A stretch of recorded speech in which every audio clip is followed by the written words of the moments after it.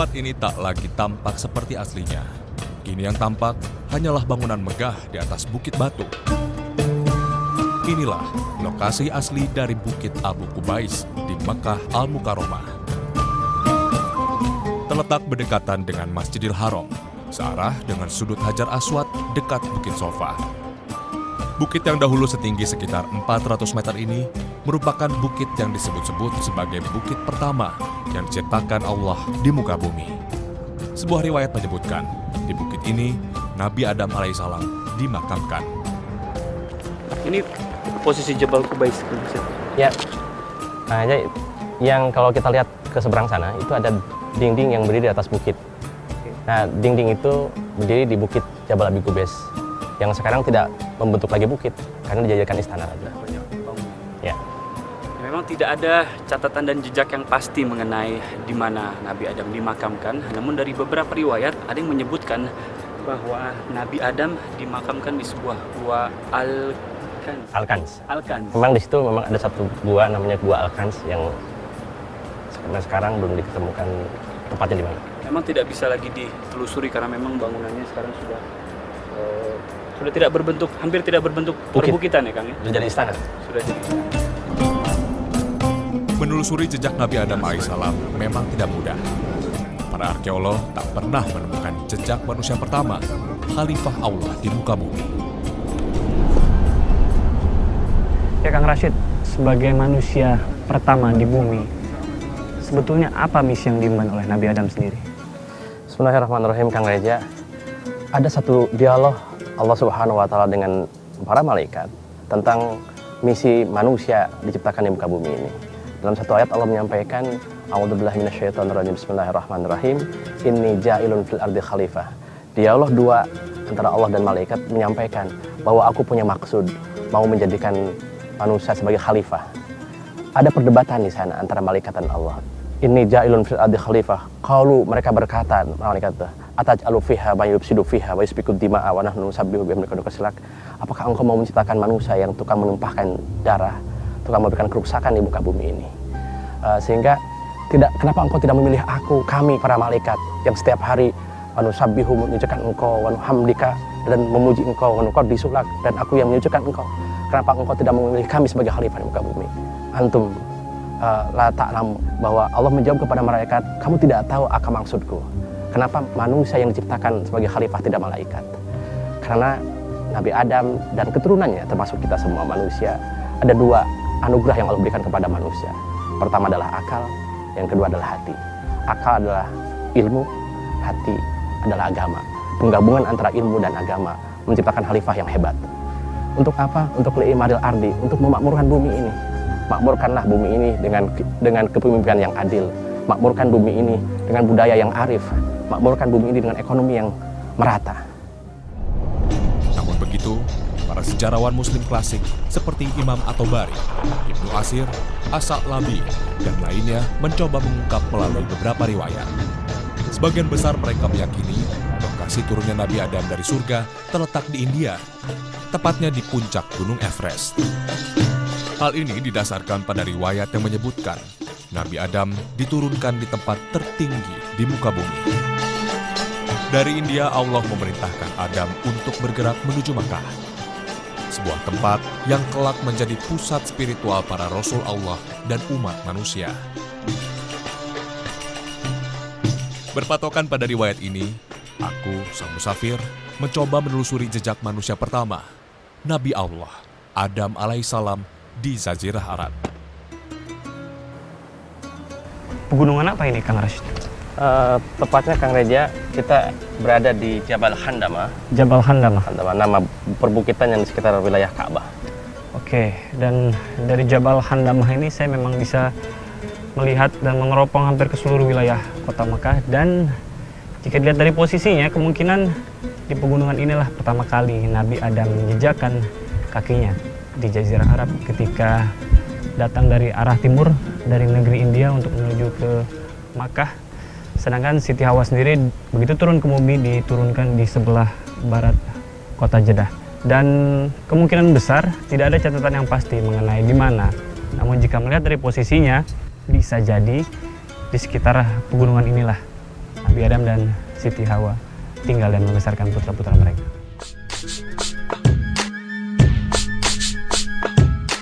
Memang tak ada temuan arkeologis maupun catatan sejarah pasti tentang jalur lintas Nabi Adam menuju Mekah.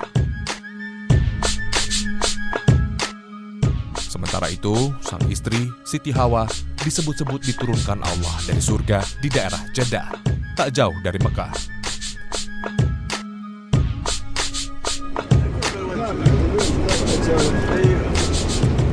Itu sebabnya aku, sang musafir, bergerak ke wilayah Jeddah, berharap menemukan jejak ibu dari seluruh manusia ini.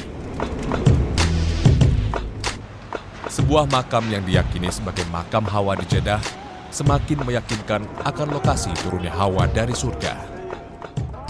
Maka boleh jadi nama kota Jeddah yang berarti nenek ini erat hubungannya dengan Hawa, wanita pertama di muka bumi.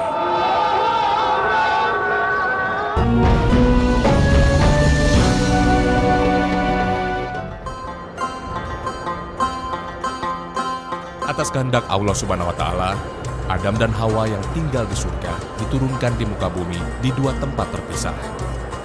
India di Asia dan Jeddah di Jazirah Arab. Nabi Adam pun kemudian menuju Mekah di Jazirah Arab setelah mendapat perintah dari Allah Subhanahu wa Ta'ala. Tiba di Mekah dan melakukan tawaf di Ka'bah, Nabi Adam mencari Hawa, sang istri tercinta. Lagi-lagi jejak arkeologis tak mudah ditemukan. Aku, sang musafir, mencoba kembali merujuk pada catatan riwayat-riwayat yang ditulis para sejarawan Muslim, seperti Imam At-Tabari.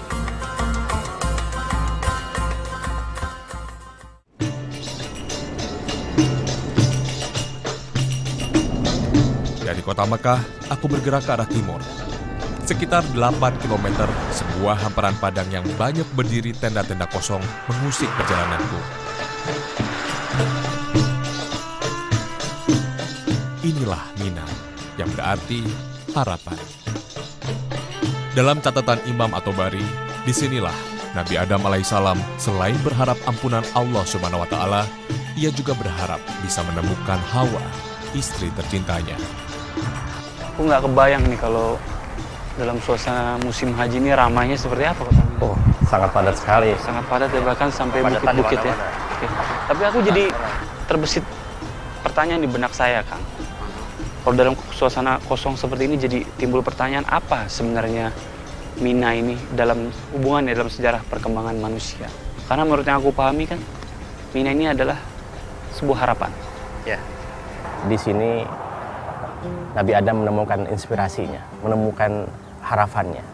Setelah beliau terusir dari surga. Menurut hikayat, Nabi Adam terusir hingga ke India. Siti Hawa terusir hingga ke Jeddah.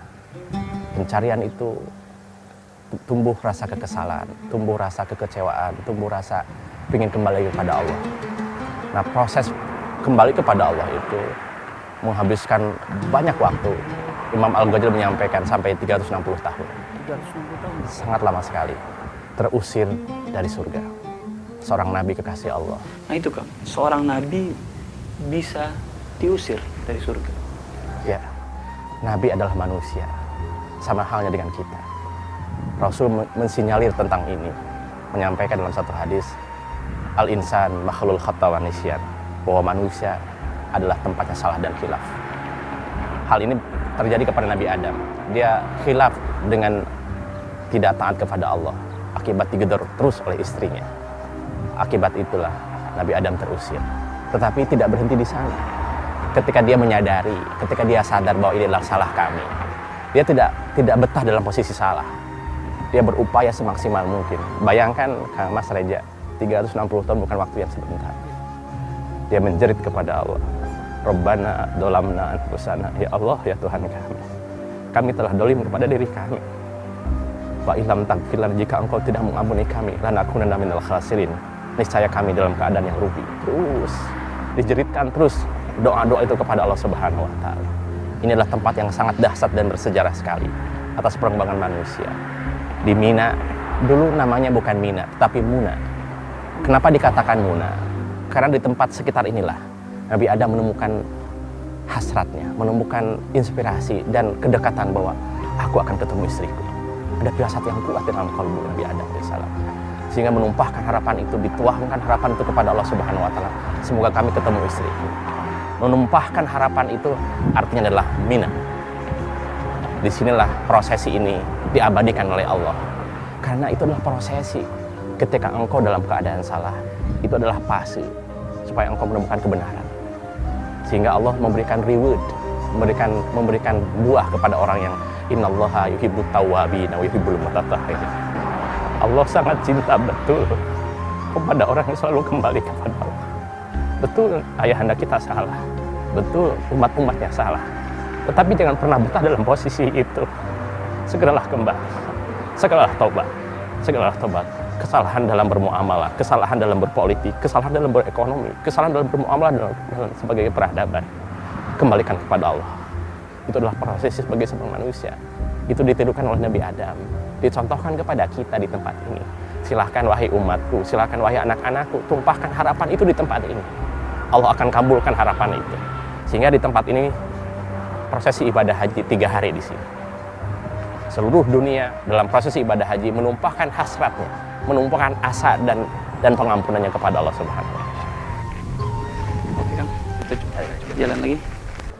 Nabi Adam kemudian bergerak terus menelusuri padang yang gersang. Setelah berjalan 3 km, perasaan Nabi Adam akan bertemu dengan Hawa semakin kuat.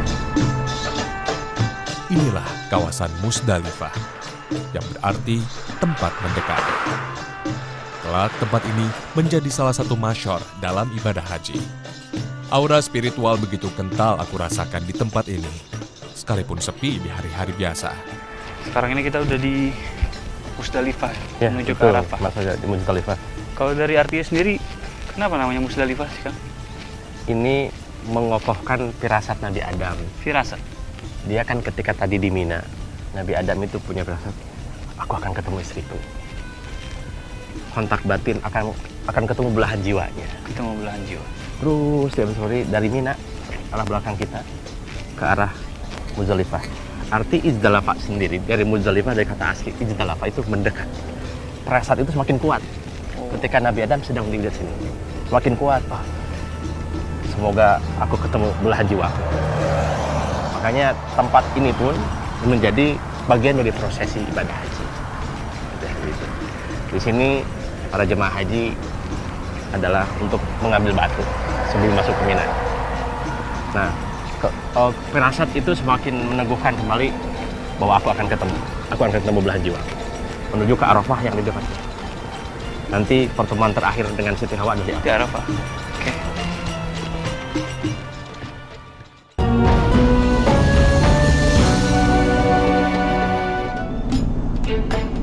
Usaha keras Nabi Adam untuk menemukan Hawa, sang istri tercinta, tak kenal lelah. Dari Musdalifah, aku mencoba menelusuri jejak perjalanan Nabi Adam alaihissalam. Nabi Adam terus berjalan setapak demi setapak. Setelah sekitar 14 km, Nabi Adam menemukan sebuah hamparan luas. Inilah Padang Arafah. Sebuah bukit kecil tampak ramai dikunjungi para peziarah. Bukit ini kemudian dikenal dengan Jabal Rahmah. Di tempat inilah akhirnya Nabi Adam bertemu dengan Hawa.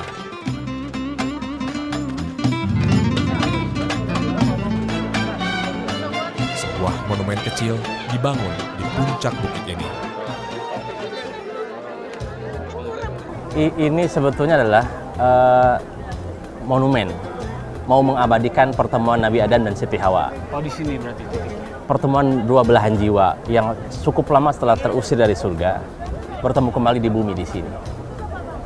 Panjang 360 tahun itu yang cukup panjang itu, bagaimana rasanya pertemuan kembali dengan dua belahan jiwa itu. Sebetulnya tempat ini adalah tempat inti haji. Rasul bersabda menyampaikan dalam satu hadisnya, Al-Hajju Arafah, bahwa puncak prosesi ibadah haji adalah di Arafah. Begitupun juga puncak pertemuan Nabi Adam dan Siti Hawa, dua belahan jiwa di tempat ini. Sehingga perjalanan Nabi Adam dari Mina kemudian ke Muzdalifah berakhir di Bukit Arafah ini yang ada di Padang Arafah, Bukit Jabal Rahmah ini yang ada di Padang Arafah. itu adalah prosesi yang sering disebut dengan Hari Tarwiyah. Itu dilakukan pada tanggal 8 Zulhijjah. Tetapi itu hukumnya sunnah. Jadi para jemaah haji kalau untuk menapaktilasi, prosesi itu adalah menapaktilasi prosesi ibadah hajinya Nabi Adam, bagaimana dia berjibaku kembali kepada Allah Subhanahu wa taala. Itu adalah yang selalu harus kita teladani dari setiap para nabi. Nabi Adam, Nabi Ibrahim, Siti Hajar, Nabi Ismail, terakhir adalah baginda Nabi Muhammad SAW. Terakumulasilah di tempat ini. Di sini Nabi Adam berdoa kepada Allah Subhanahu wa taala. Berdoa akibat perbuatan pembangkangan itu kepada manusia. Beliau ingin memberikan contoh teladan kepada kita bahwa jangan pernah betah dalam posisi negatif, jangan pernah betah dalam posisi kemalangan, jangan pernah betah dalam posisi kemaksiatan. Segera kembali. Hal itu dituangkan dalam satu doa. Doa yang diamini oleh istrinya yang belahan jiwa tertemu di situ. Di situ ada pesan Allah Subhanahu wa taala dalam satu ayatnya. Tubu ilallahi jami'an ayyuhal mu'minun la'allakum tuflihun. Kita diwajibkan untuk bertobat kepada Allah. Sebagian diwajibkannya sholat. Wahai kaum yang beriman, semoga engkau akan menemukan kebahagiaan. Di sini Nabi Adam menemukan kebahagiaan dimulai dengan pertaubatan. Sehingga pada akhirnya akan menemukan satu makna. Man arafa nafsahu faqad arafa rabbahu. Seorang manusia ketika dia mengenal jati diri, dia akan mengenal Tuhannya. Evaluasi diri, evaluasi selama ini telah terjadi pada diri apa dalam diri ini. Pertaubatan itu adalah mengenali jati diri, bahwa engkau adalah makhluk fitrah yang akan kembali kepada Allah Subhanahu wa taala. Oleh karena itu, kita tidak bisa menolak bahwa ketika Allah menguasai jiwa ini, jangan biarkan nafsu kita, setan kita, syahwat kita menguasai tubuh ini. Biarkanlah Allah yang menguasai tubuh ini. Sehingga berakhir dalam satu lafaz, wa ufawwidu amri ilallah.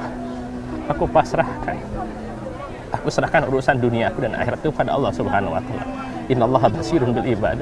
Pasti Allah akan memberikan kabar gembira kepada hamba-hamba. Kepasrahan itulah menjadi syarat mutlak ketika pertobatan diterima kepada Allah Subhanahu wa taala. Di puncak Jabal Rahmah, aku tergelitik dengan fenomena yang menggelikan. Para peziarah begitu antusias mencoretkan pena di tugu.